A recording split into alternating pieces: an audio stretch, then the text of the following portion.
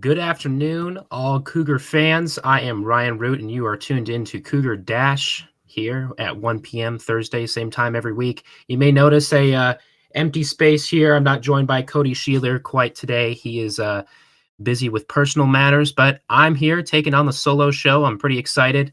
I got a water bottle ready for me. If I'm going to do 30 minutes of talking, I might as well have it. But let's get down to the nitty gritty. We got to talk about WSU's 6-game losing streak.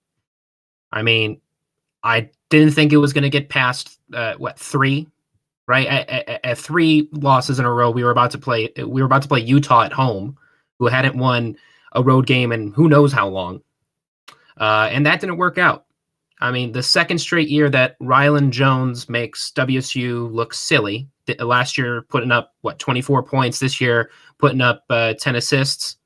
I mean, that alongside with Utah's 5 players getting double-digit points, it's embarrassing if you ask me. I know that Coach Smith, they're trying to keep morals high right now.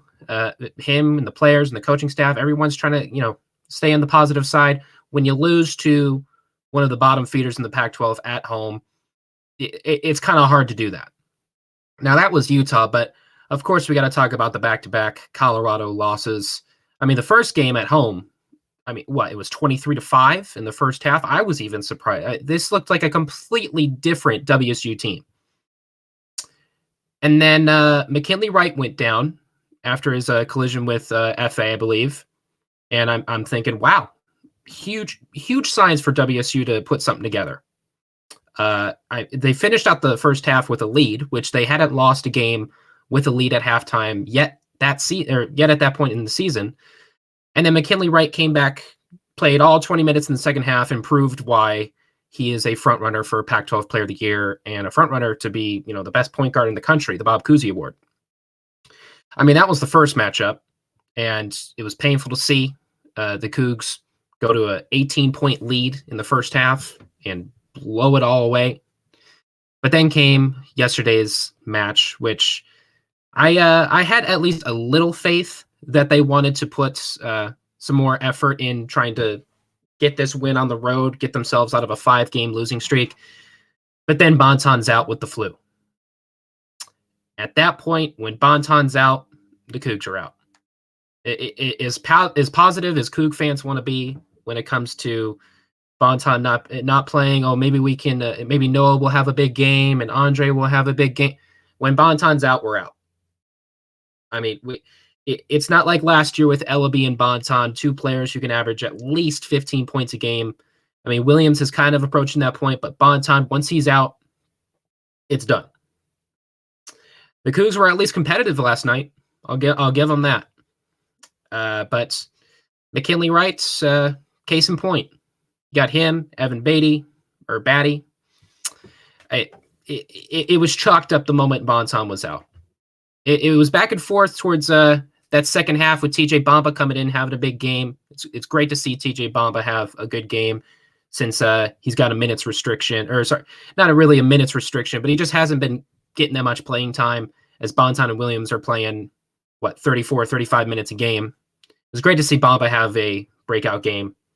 But other than that, and another good performance from Dishon Jackson, another good performance from Noah Williams, I mean, you're trying to get the win, right? Where does WSU go from here? It's hard to say. I mean, they're on a slippery slope towards the Apple Cup. Have to shout out the title of the show at least. But they're 9th or 8th in the conference now, and they came into conference play number 1. They came into conference play, 8-0? Now we're 9-7. Where do you go from here? Well, you got to obviously get the bench involved.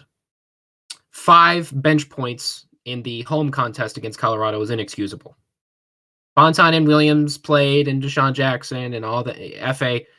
They could take care of it in the starting lineup, but if the bench cannot put together some sort of offense, then what is WSU other than a Bonton Williams-centric team? We're not Arizona or UCLA by any means when it comes to offense. I get that. But we're going to have to make strides towards becoming that if they're going to make any sort of progress in the conference. Now, I'm sure Coach Smith doesn't want to have another 500 season. I, I'm sure Coach Smith wants to get 20 wins this season. I think it may be a little late for that if I count my games correctly there, but the fact of the matter is that they're on a 6-game losing streak. They're gonna face the Huskies on Sunday, and I'll preview that game later on the show. So stick around for that. Of course, drop your questions in the chat. Drop your thoughts in the chat. I'd be more than willing to engage with some people who think a little differently about this Cougar basketball team. But you ask me, it's disappointing. How can a team that's ranked number 1 in the nation in opponent field goal percentage lose 6 straight games in the Pac-12? No, don't get me wrong. USC, Stanford, UCLA, all those games, understandable. A 3-game losing streak facing against some of the top teams in the conference, understandable. I mean, Oscar da Silva, Tiger Campbell, and the Mobley brothers, understandable. WSU is not, we're not a top team in the conference by any means. But something needs to get addressed, and it starts with the bench. I haven't even gotten to the defense yet, but it starts with the bench. If Bonton and Williams are going to play 34, 35 minutes a game and put up, let's say, 30 points collectively, that's great, but I want to say they're averaging less than 60 these past couple of games. So that's more than half your points coming from 2 people. Finding that third weapon on offense is a huge question mark, and we'll get into that for the second topic here. But the bench has got to step up. Bamba, after having a great performance last night, he could be that answer for WSU. He could be that third guard to come off the bench and put some points up. I'd love to see that. He had a great game yesterday. I'd also like to see Miles Fitzgerald-Warren get some of his playmaking involved, get some of his scoring involved. He's had some brief scoring moments this season. Miles Fitzgerald-Warren, I think, could be a great opportunity for WSU to take that next step and get out of this losing streak. And Tony Miller has been virtually non-existent this season. I understand that he was battling some sort of injury at the beginning of the year, but Tony Miller's got to put something together at least. Vovo Markovetsky honestly has to just catch a basketball. The fact that all these pick and roll opportunities to Vova have basically gone in the gutter, how can he not at least catch the ball in some of these plays? Vova's got to step it up. Kuntz has just got to get the shot to fall. He at least puts up the shots from that corner 3. I give him credit there. But it comes down to the bench. In order for WSU to get out of this losing streak, there's got to be more scoring all around. It's simple as that, right? Devin Booker put up 70 points, however many years it was, how many years ago it was. He put 70 points up and they still lost. Bradley Beal last night put up 47 points against the Pelicans, still lost. Can't get scoring from one person and win basketball games. It's got to be spread around. Look at UCLA. UCLA finally lost their first conference game. And there's 4 or 5 players on that team that average double-digit points with Tiger Campbell orchestrating the whole entire deal. That's an offense right there that wins basketball games. Defense wins you championships in terms of, being able to stop the other team from scoring, obviously. You can't win a basketball game 2-0, right? You can't win a basketball game 10-8. You got to put up some sort of offense. It's not like football where defense can win you championships because you can score on defense. But in basketball, you got to put up some sort of points, especially in a conference like this where there's still stars in the conference despite 10 plus people getting drafted last year. You got to put something together. And WSU, if you want to get back to the defensive roots and get everyone back to the basics, it seems like people have figured out your zone. But if you want to get back to the basics of defense and even rebounding and ball handling, especially, the turnovers have been bad. That's one thing. You can preach Kyle Smith's 3 pillars. I get it. But this last game, I'll say at the very least, had 27 bench points, something like that. That's a good sign to get more people in the scoring column, and they were forced to do it without Bonton. Now with Bonton coming back, I want to see that same effort being put forth. I want to see more scoring from the bench. So WSU doesn't have 60-56 wins or 62-58. I want to see 80-68. I want to see 80 to 66. You know, if everyone's on the same page and everyone's clicking, there's no reason that this team can't put up at least 70. While we're on the topic of the offense, we might as well talk about an emerging freshman these past 4 games. And I'm not talking about Efe. I'm not talking about Andre. I'm not talking about TJ from his great game last night. Not even talking about Carlos Rosario. We're talking about Dishon Jackson today. And I'm quite surprised that he hasn't turned more heads these past couple of games. You can see it on the little line there. 3 of his last 4 games have been in double-digit points. The one game that he didn't get double digits, he wasn't starting because of a shoulder stinger that he was going through at the time. And chances are, if he was starting that game, he would have had double-digit points again. Dishon Jackson's been labeled by Kyle Smith as the team's best post scorer, which, judging by the past 4 games, yeah, I can see it. Dishon Jackson has an ability that WSU has desperately needed from the big man position in quite some time.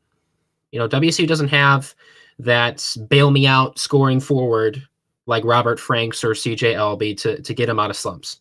They don't have that anymore. You know, they have Bonton and Williams to have a good night here and there. The third weapon has been a question mark all season. People thought it was going to be Andre. People thought it might have been Efe. I'm sure some people thought it was going to be Tony Miller at the beginning of the season. I sure did.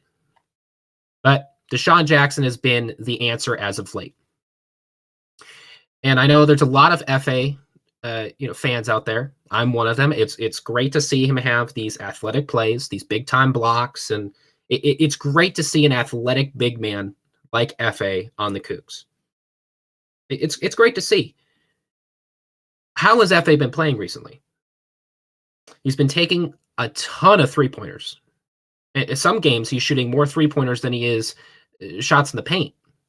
And if there's something that I want from an athletic big man like Efe, who has jump out of the gym athleticism, I don't want you taking 4 threes a game.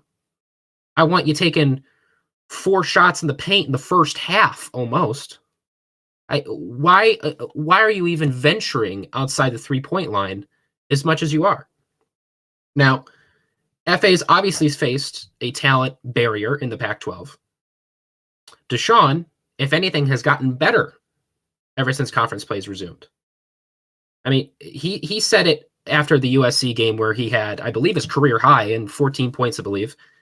He said, against the Mobley brothers, I'd like to add, where one of those Mobley brothers, I can't remember which one off the top of my head, but the true freshman Mobley brother who's projected to be a top 10, top 15 pick in next year's draft.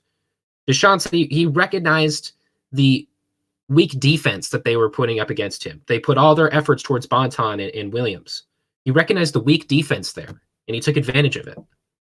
That sort of awareness and assertiveness from the big man position is what is going to put WSU to the next level.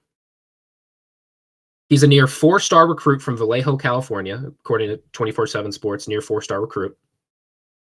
And he's, 11th all-time in terms of Cougars all-time recruits, ranked higher than Noah Williams, CJ Elby, and Efe.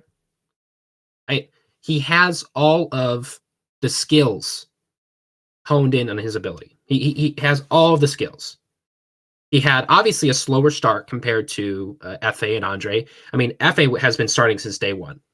Andre started, game 3, 4, something like that. And TJ, I don't think it started quite yet, but at least TJ got some minutes out the gate as well.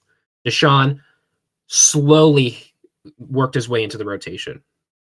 And I know for a column that I wrote for Sports Pac-12 where I was talking about report cards for the true freshman, Dishon Jackson was on the bottom of my list. He only had played 1 game. I think he had one basket, missed 2 free throws, or 2 free throws and missed a basket, something like that. He was my lowest grade. I would probably flip the tide at this point. Efe is fantastic. Don't get me wrong. I'd argue I was almost about to call him Deshaun Watson. I wonder where he's going to get traded. Dishon Jackson, I'd argue, would have a better chemistry with Isaac Bonton than Efe does with Bonton. I mean, early in the season, doing these pick and rolls with Efe, it seemed like once a game, earlier in the season. Once a game, Bonton wanted to throw up that oop to FA. See if FA can, throw it down and make a SportsCenter top 10 play. They were forcing it into FA a lot. And like I said before, his low post scoring ability is not on par with Dishon Jackson's. Whether it's the pick and roll with Dishon Jackson going to the basket, or it's Dishon getting the ball on the post, however it may be, I'd argue that his chemistry with Bonton is better than FA and Bonton. I mean, look at last season. Dishon Jackson obviously wasn't on the team. Neither was FA. The first option at the big man position, other than, let's disregard Tony Miller because he's kind of a 3-4 hybrid, more so on the 4 side. Let's talk about Jeff Pollard, right? The fan favorite, Jeff Pollard, the unofficial Mayor Pullman. Pollard, who's undersized center, 6'9", obviously a lot of muscle on him. It was around like 260, something like that, 250 maybe. He did what he could at the position. I'll give him that. He had double-digit rebounds, I think, once in his career, and developed a 3-point shot in his senior season. He did everything he could at the position to try to set himself aside and put up some points, but let alone make some plays for WSU. I love Jeff Pollard. He's got a great work ethic, but he obviously was not nearly as low post talented as Dishon Jackson is. And I've mentioned him before, but Vovo Markovetsky, you'd have a higher chance of seeing it rain in the Sahara than you'll have Vova catching a ball at this point. He's been inexplicably dry these past couple of games. I get it. He's a big body. He's 7'1". Put your hands up and he's damn near touching the rim. I get it. But on offense, you could he averages maybe 2 points a game, something like that. You're not getting anything from Vova.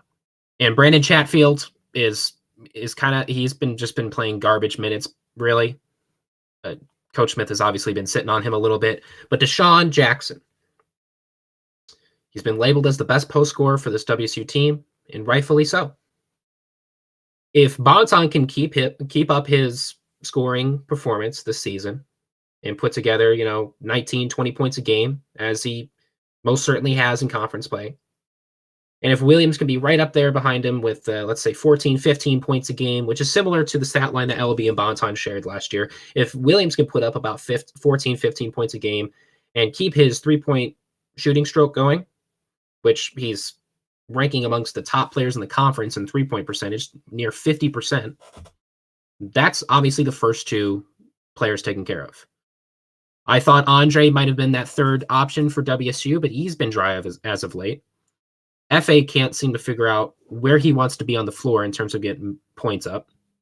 And TJ Bamba is now, who just had a breakout game. I don't see it with TJ Bamba either. But Dishon Jackson, he's put up double-digit points in the past 4 games. He's making the Cougar offense more versatile.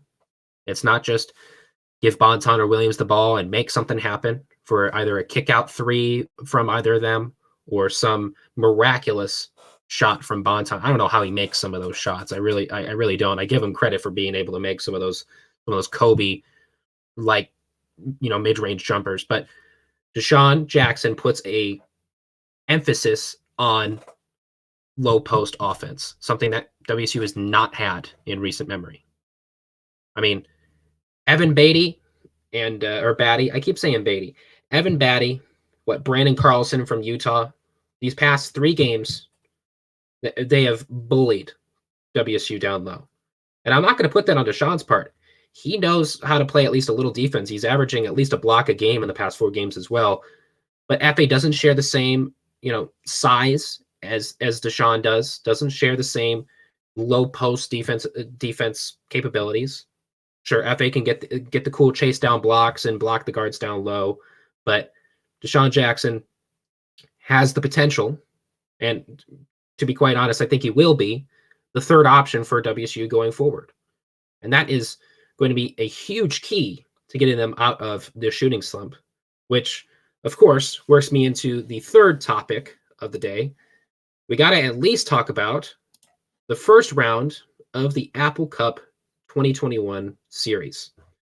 And this is an opportunity for WSU to obviously flip the tide. I mean, other than UW's recent 2-game winning streak, which their miraculous win over Colorado, their close win against Utah this past Sunday, I'll give them credit for that. You know, Jamal Bay, I believe is his name, played fantastic. I give UW a ton of credit for their last game at least. But other than this 2-game winning streak, they were 1-11 or 1-13, something like that. They were the bottom of the conference. Their past 2 wins have been at home. They weren't road wins. If there's any opportunity for WSU to get out of their slump, it's against the Huskies. And what better way to do it than your in-state rival, right? Let's take a look at the Huskies here real quick. I got them written down here. We'll take a look at their top 5 scorers per game.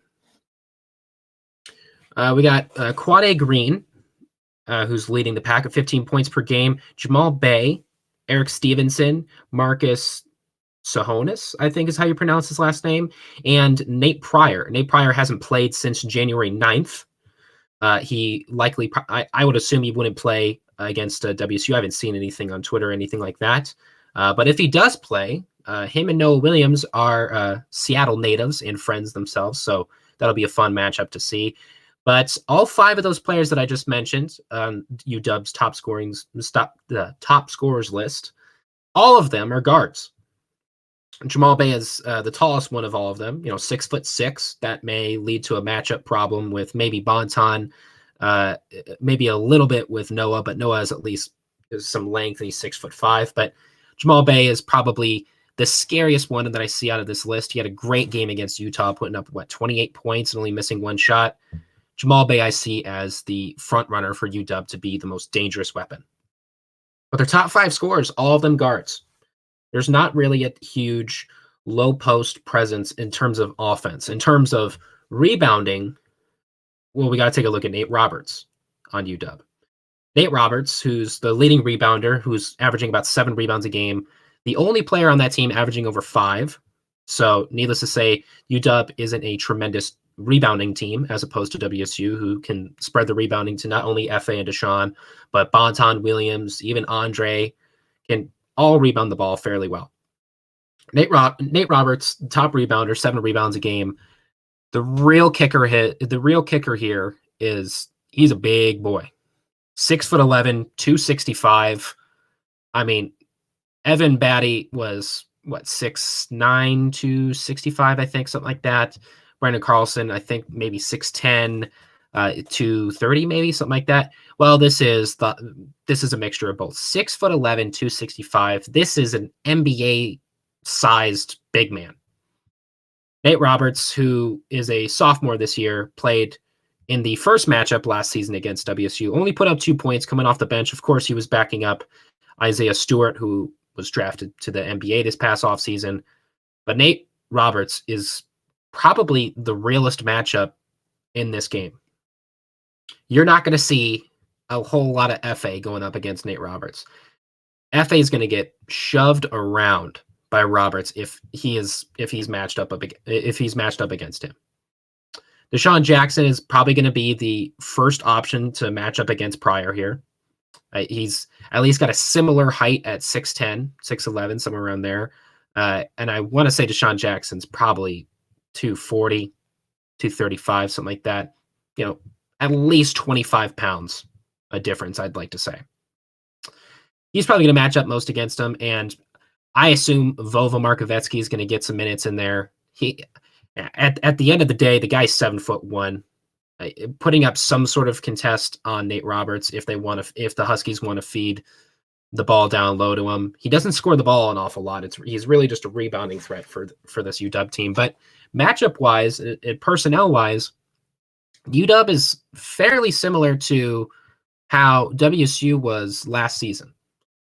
Not a ton of big man presence on this team, other than Nate Roberts. I mean, Wright, I believe is his. I forget his last name right now, but Wright, Wright, is their starting 4 borderline 3 player. He, resembles a lot of Andre Yakimovsky in terms of his position. But in terms of big man presence, UW does not have a ton of it outside of Roberts. So just from the last segment of me talking about Dishon Jackson, this is going to be a real proving moment for Dishon Jackson going up against Nate Pryor. Or sorry, not Nate Pryor, Nate Roberts. Dishon obviously has a low post presence. Roberts is a big guy, but if they can get real tough down low, maybe foul each other, get some man-one finishes, get ready for a gritty matchup between these two. In terms of the guards, Quade Green, Jamal Bay, Eric Stevenson, I see Bonton and Williams matching up very nicely against them. Even Bamba can be somewhat of a decent defender here and there. I assume he'll get some more minutes based off of his breakout performance last night. But Bonton and Williams are going to match up well. Now, of course, this is talking about if Bonton's even going to play. He had the flu last night, I believe. Or I guess it wasn't last night. It was a couple days ago. But he didn't travel with the team. It's not COVID related. But Bonton may or may not play. If he does play, I give my edge to WSU. I really do. And I know I've given my edge to WSU these past couple of weeks. Wasn't assuming they were going to go on a 6-game losing streak. Like I said, I projected a 3-game losing streak at the most. But what better way to end out a losing streak than against the Huskies? Right? Football didn't get to play in Apple Cup. That was a huge hit for fans to take. No Apple Cup for football. Obviously, there's Apple Cups across the other sports for, volleyball, soccer, golf, tennis, whatever you want to say. There's Apple Cup matchups across other sports, but in terms of the sports that'll have the biggest eyes on them, it's basketball. Women's basketball took down UW early in the season. Fantastic for them.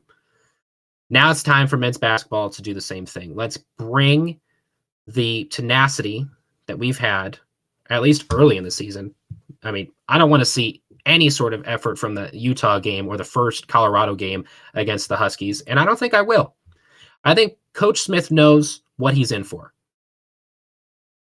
Coach Smith knows a 6-game losing streak, regardless if you're Duke or WSU or you're San Jose State or you're Middle Tennessee, whatever basketball program you are, 6-game losing streak is unexcusable. If that gets to 7, then there's going to be some problems. This game is huge for WSU to get back on the horse. I expect a single-digit battle throughout the entirety of the game. I don't expect a double-digit lead for more than, let's say, a minute collectively. If anything, the biggest lead of this game will be 9 points because it'll be back and forth the entirety of the game. There's not going to be a blowout win or a comeback effort from either side. It's going to be close. It's going to be a rough game. I bet you there will be a lot of fouls. This is a rivalry game. Other than UW being on a little hot streak here with 2 games, but WSU is sick of losing. It's going to be a rough game. I bet you Bonton's going to want to play. And of course, the X factor in all of this is Noah Williams goes back home to Seattle. If there's anything that Noah Williams is best at, regardless of the defense and maybe some of his 3-point shooting ability as of late, if there's anything that Noah Williams is best at, it's playing when it matters most. Noah Williams is not going to go down to Seattle and take a loss. Expect a huge game from him, whether it's taking a lot of shots, getting some steals, making some plays. Expect a huge game from him. Expect a proving moment for Dishon Jackson. And I'll say it here first, expect a WSU win on Sunday. Single digits, though. This is not going to be a blowout. This is going to be close. It's going to be tough. But now is the time for WSU to flip the tide on Sunday, and they very much will do so, if you ask me. Now, that is all the time that I have here for today. You can find all of our written content exclusively on Sports Pac-12 if you'd like to read my column on Dishon Jackson that I wrote a couple days ago. Most certainly give that a read. I go more in depth on Dishon Jackson's capabilities. You can follow Sports Pac-12 on Twitter at Sports Pac-12. And you can find the links to all of that written content on our website, dashsports.tv. And make sure to follow us on Twitter, Facebook, Instagram, and TikTok at Dashports TV. Lastly, subscribe to our YouTube channel, Dashports, where you can find all of our shows and clips. You can find us at the same time next week, Thursday at 1 p.m. Thank you once again for tuning in. You can catch us at the same time next week, like I said. And as always, go Cougs.